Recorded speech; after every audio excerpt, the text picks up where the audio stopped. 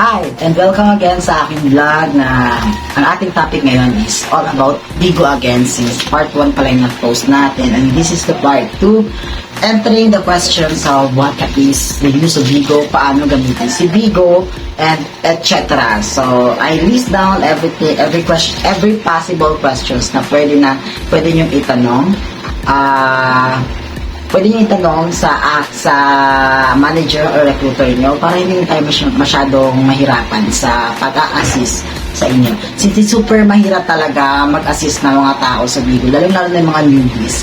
So that's one of the reason why bakit ko ginawa ang vlog na ito, since actually madami talaga nag-a-apply sa Bigo lately. So this is the chance to show or to share knowledge about Bigo para syempre hindi mahirapan yung recruiter nyo or yung manager nyo kaka-explain sa inyo or mga admins ng agency na sinabihin nyo. So first, what is PK Battle? So people are asking, what is PK Battle? Guys. So PK Battle, guys, is a battle between two hosts from different agency or from different family. Maglalaban-laban po kayo sa sa mga nag-gifts na na-receive nyo. Every one dias or one gift is equivalent to 10 points. Ganon. Why do we need to go live every day? Bakit kinakailangan natin mag-live palagi, araw-araw? One of the reason why is magpapa-oras tayo kasi everyday po, eto po, as a Bigo host or you're an official Bigo host, you have this thing called live data. Live data is like a record of yours para ma-notify mo or makita mo kung nag-live ka na, nakakota ka na, or na-reach mo na yung goal mo, certain goal mo for this month para sumahod ka ng certain amount. And yes, doon mo din makikita yung mga bins receiving, yung oras mo din sa pag-live. So basically, para talaga siyang record. Doon mo siya makikita kung napasok yung live hours mo sa pag-live mo araw-araw. So, maganda din pag-live everyday is you will be keep increasing your viewers. Depende kung paano ka mag-entertain sa mga tao doon sa Bigo. Kasi if you're so entertaining talaga, people will be like, oh, I'm gonna stay on this host kasi, oh my god, this host is so entertaining. I got entertained in this host. I have lots of fun on this kind of host. Like that. I like this host because it's cute, it's hot, gano'n. Pero, continue tayo. Mamaya lang landi-landi. Uy, wala maglalandi for this video. So, continue tayo. Why do we need agency? Why do we need agency para maka-earn ng money? Basically, you need agency, guys, para dumoble ang sahod nyo. We need to think twice. Kasi if you do not have agency, you can basically have a cash. Kaso nga lang, kailangan nyo mag-ipon ng 6,700 beans para makash out siya. In terms of having an agency, you will be receiving a cash from the beans that your viewers have gifted you, and another one is for your service fee. So sa service fee, saan siya papasok? Sa service fee naman, guys, ay totally diretso po sa Bigo wallet yun, na beans siya, tapos i-convert nyo siya into money. So, yes. As what I said, dodoble ang sahod nyo. Depende kung anong quota nyo. Diyan na naman kayo magka-clarify. Kasi, kunwari, ang quota ko ay 6,000 and I receive 6,700 beans. So, I'll be receiving like 4,000 pesos or something like that. At the end of the month, kunwari, month of July na kompleto mo 6,000. First week ng August, diyan papasok si sahod mo. Tapos ika-cash out mo siya, ilang days na process, minsan hours lang. Parang gano'n na siya, direct-chikas na kasi yung iba. So, ayun na, gano'n, dodoble siya kasi ang babalik sa'yo sa 6,000 mo quota is, $32 din. So, which means, $32 per $32 is equivalent to 4,000 mga ganon, like, magkano ba ang dollars din? Hindi ako sa math. So, pero mag-sold, basta $32 yung 6,700 beans. Ganon. Yun po yung service fee doon. Depende po kung ilang quota kasi. Tama nag-display. Ito yung quota. O yan. Nakapagod mag-explain. Tingin! Ayan. Ayan yung quota. Oo. Na-stress. So, ayan. Ayan. Can we earn without agency? Nasabi ko na yan kanina. Ayan.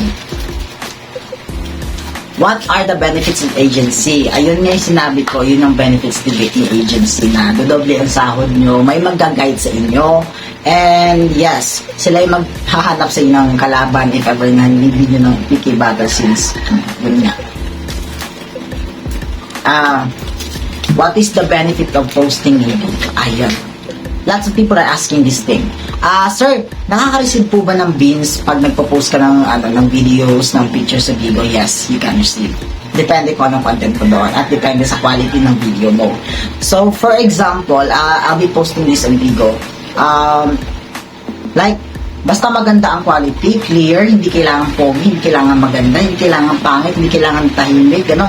Basta maganda ang quality, then pasok siya sa taste ni Bigo. And you mentioned certain account ni Bigo, you'll be receiving rewards like tips, depende yan kung nakasali ka sa events like Bigo Dance Party, Sound of Music, depende yan. Nakadepende yan sa inyo. So, that would be on my previous vlog, pero i-remake ko siya para sa inyo, para mas ma-explain ko siya ng mas maayos since this is a report ng part 3. So, what are the things that we can get that can get us banned? Like, ano ang mga bagay-bagay na pwedeng reason para maband kami sa Bigo Live? So, there are lots of things. First is things like matutulis na bagay like gunting, kutsilyo, tinidor. Actually, kutsara medyo okay pa kasi hindi na siya matulis like spoon lang siya. Basta something na matulis like lapis or something ballpen, basta matulis. Ano ba? Another thing is yung bata, lalo na't nakaubad yung bata, ay mauuban po talaga kayo. Pangalawa is yung pagdila nyo kasi binaban na po siya ng Bigo. Pag nagpapalabas kayo ng dila palagi sa camera, ay mababan po talaga kayo. Tapos yung word na, ganon. Huwag niyong gawin yan at mababan talaga kayo. Sinasabi ko sa inyo.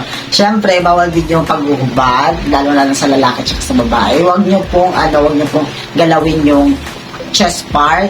Same din sa babae at lalaki. Then, yung private part na din po niyo pong galawin kasi mababan po talaga kayo noon. So, what are the contents of it when we can make while living? There are lots of content, guys. We have this entertainment, singing, dancing. Okay? So, singing. So, simple, kakanta ka. Dancing. So, simple ka. Sasayaw ka. Wag mo nang gulihin ang buhay mo. Wag na magbigay ng problema. Nakakapagod magbigay ng problema. Yung problema ang dapat magbigay ng problema sa kanya. Ganon. So, entertainment. So, ano entertainment? Entertainment comes from different ways. Depende sa'yo. Entertainment can be like pampakilig, like pa-cute. Ganon. Tapos, may iba naman na tawa-tawa, like comedy, ganon. Mayroon namang iba na story, true to life, ganon. So, in short, para na siyang chikahan. So, parang maritisan lang siya. Ganon. Huwag niyo na ang galuhin talaga. Make it simple, guys, para matapos na to. Nakakapagod pa ulit-ulit, guys. Hindi na, sabi ng mga na-invite ko sa agency namin, napanood na namin, sir. Sir, napatapos na ba namin panood, sir? Sir, paano mag-Bigo? Akala ko ba, tapos na mapanood. Sabi nyo, tapos na mapanood, tapos magtatanong kayo. Pang-pitong to. Pang-pitong video na to. Ginaw sa pang-pitong video na to. Panoorin nyo lahat, ayusin nyo ang manonood. Grabe ko sa inyo, huwag nyo din script yung kasi kailangan ko ng sahod dito. Gigigil ako sa inyo. Huwag mo kayo. Charot lang. Do we need to be famous? Do we need to be famous sa Bigo para kumita or para mag-live?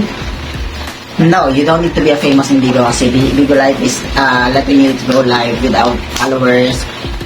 Kahit low level pa lang kayo, you can go live naman. Then, do we need to pay to be part of an agency or to be part of a family? Actually, depende yan. Kasi depende kasi yan, guys.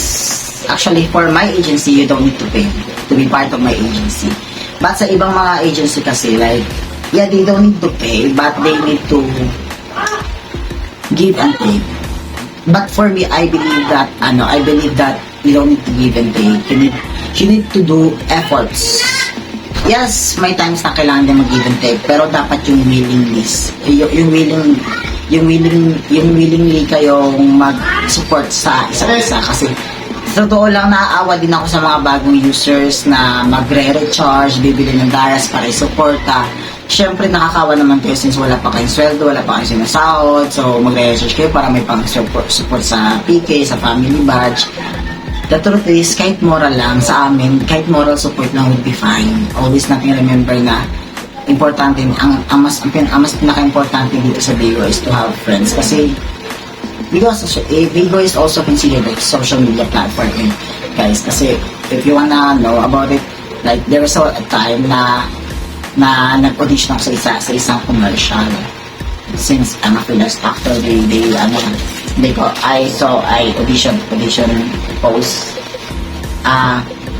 Ayun, they asked me kung ilang followers ko sa TikTok, sa YouTube, sa ganito. Tapos nagtaka ako ganyan. Nagtaka sila na wala yung Bigo. Tinanong na sa Bigo Live, ilan ang followers mo sa Bigo Live? Bigo Live? Considered ba ang Bigo Live? So, sabi nila yes. So, basically, it's a social media platform. Hindi lang ito pang hindi lang ito living platform, guys, but it's also a social media platform na you can have capillarities from nothing to something. Okay? Tips in Bigo Live. Tips natin, kung gusto nyo magpa-promote sa agency managers nyo sa like official Facebook page ng Bigo Live, you need to work on it. You cannot. So, yun lang ang tips ko din sa lahat ng gusto mag-Bigo Live, sa lahat ng gusto mag-start ng Bigo Live. Guys, you need to work on it. You need to put some effort on it. Sa mga babae, I really suggest mag-makeup kayo ng onti. Powder, lip tint would be fine. Then, pananamit ng maayos, yun hindi naman masyadong revealing. Pero kung kaya nyo masyadong revealing, okay lang naman. Basta alam nyo yung consequences nyo. So, if you don't hindi nyo naman carry yung okay lang yung decente, yung parang lalabas lang kayo, gagala lang kayo, kakapi lang kayo, mga pang-aesthetic, gano'n. Yun lang. Tapos, sa mga lalaki naman, guys, wag naman kayong tamad. Yun din, kahit sa babae, wag naman din kayong tamad. Alam namin may mga kayo, may mga okay kayo. Wag kayong tamad mag-live.